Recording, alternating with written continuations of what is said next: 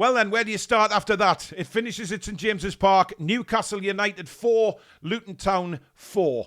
And at one stage in the second half, we were 4-2 down to Luton Town.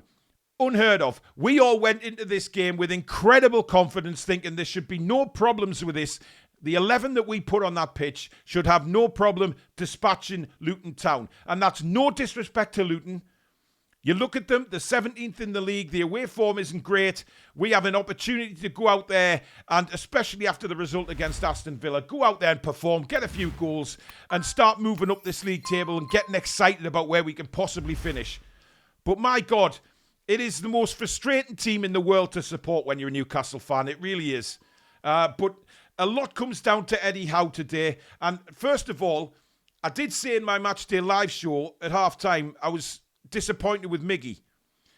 I retract that, to be honest, because I think looking at that first half again, he was too busy helping Dan Burn out and was too worried about going too far forward because he knew he would have to come and help out because they were just destroying Dan Burn down that side.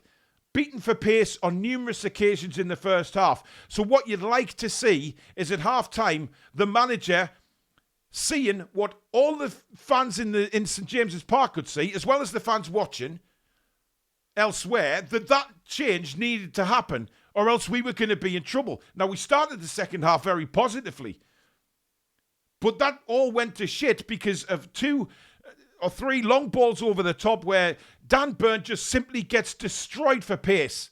And the penalty, whether you think it should have been given outside the box or not, personally, I think it was a penalty. I'm not going to kick off about that. Luton deserved it. And then, where does Dan Burn go for the second goal? Why is he playing in the number 10 position? He gives a stinker of a pass away, and then Luton Town break up the field and make it 4-2. And then Eddie decides to respond to that by bringing on Livramento and Harvey Barnes. We've said it numerous times this season that Eddie needs to be proactive and not reactive. And we'll keep seeing it time and time again. This is a lesson that Eddie Howe has to learn and learn very quickly, that he's got to be proactive in games. Sometimes it benefits to be reactive. Bailey comes on for Villa during the week and gives us hell. Eddie responds to that by bringing Tino on and going 5 at the back. That's when to be responsive. But when you see a problem, like all Newcastle fans saw in that first half, and not do anything about it at half-time, instead, he takes Gordon off, and that must be an injury, because there's no other reason why Anthony Gordon would come off the field. But you're also expecting a change at left-back, because it just has to happen. But he doesn't. And I'm sorry, but that has to fall on Eddie Howe. And I'm one of Eddie Howe's biggest fans. I'm not into this bollocks about sacking him or anything like that. But I think he's got to learn quickly. And he's got a lot of things to learn. And I've seen a lot of people say, yes, but he's been a manager a long time. Surely he should have learnt these things by now. Fair enough. But this seemingly favouritism of playing Dan Burn has got to stop. It has got to stop because it is now really, really hurting us. Because we should have won that game today. All right? You're going against Luton Town at home.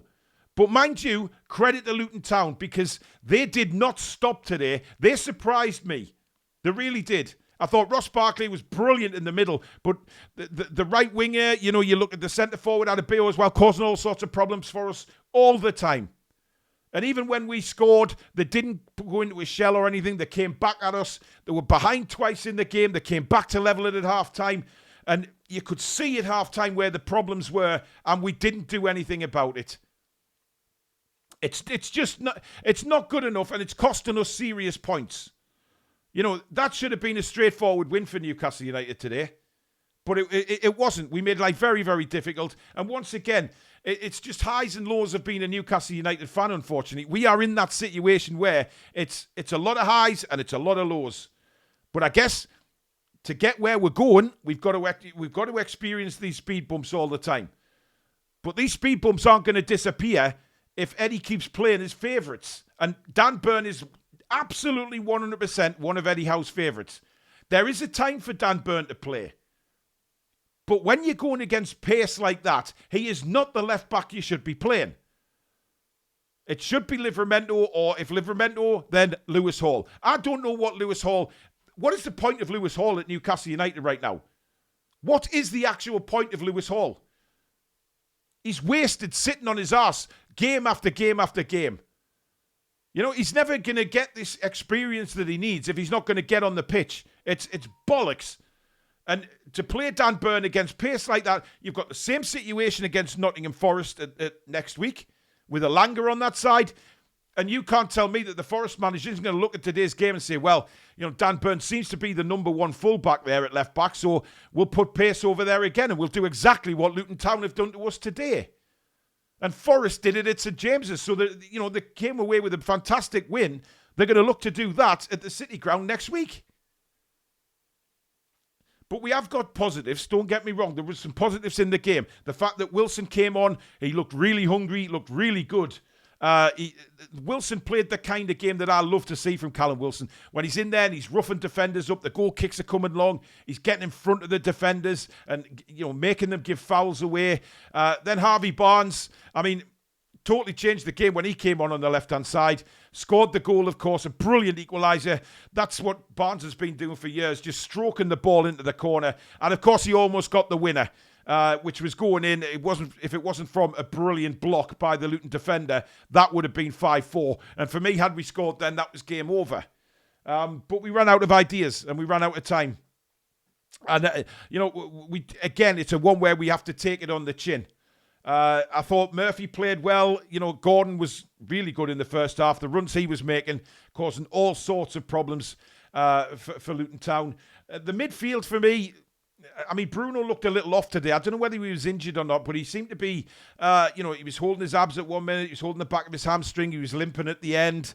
So maybe, you know, he's took a knock. But Longstaff, 2 brilliant goals. But the second half, for me, he was getting knocked off the ball a little too easy, which is back to the old Sean. So a bit of a mixed bag for Sean. Miley just kept going tremendously. I thought he was out of gas at one stage. But then towards the end, he came back into the game more, driving the ball forward. So there is some plus points from this game. But to be honest, a lot of people, let's be fair, are going to look at all the negatives from this game. Conceding 4 goals at home to Luton Town is a shambles. You know, I'm not going to bullshit anyone on here. It is a shambles. Agree with that or not, it's a sham. Conceding 4 goals against Luton at home. But we did get 4 goals ourselves. We came back from 4-2 down in the second half. We looked like the team that was going to win it. But we put ourselves in that situation. And the manager did by not making the change. There's changes that were blatantly obvious to everybody at half-time. But again, it's just the rock and roller coaster of Newcastle United, I'm afraid, guys. And this is the team who we fell in love with. This is the club we fell in love with. And these are very much the up and downs that we've got to go through, it seems, to get to that point where we want to be an elite side. But if we want to be an elite side, our manager has got to be a bit more ruthless. And I'm fully behind Eddie Howe. Fully behind him. But he's got to be more ruthless when it comes to certain players in that squad. Because Dan Burn, I didn't mind him. I didn't mind the fact that Dan Burn started today. But when you saw the first half, it was awful. It was absolutely awful. Botman looked a little shaky today as well. But listen, you know, everybody is going to have off games. Nobody's going to perform at their very best every single game. But what I want to see in the manager is, you know, do something about that. Take him off. Because if he takes him off, for me, Luton don't get those goals in the second half. Not a chance.